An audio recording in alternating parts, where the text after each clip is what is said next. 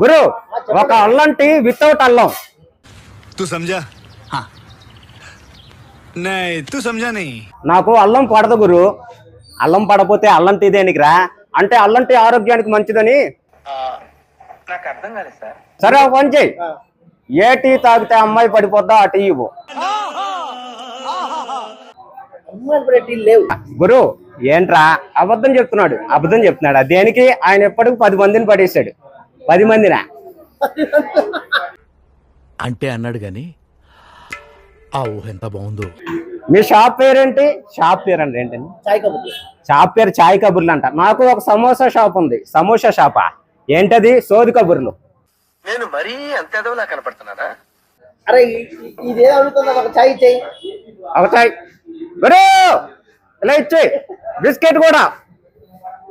సరే సరే ఇస్తారులే కానీ బిల్లు నువ్వే కట్టాలి. బిల్లు నేను కట్టాలి. నువ్వు డబ్బులు తెచ్చుకోలేదా? తెచ్చుకోలేదురా.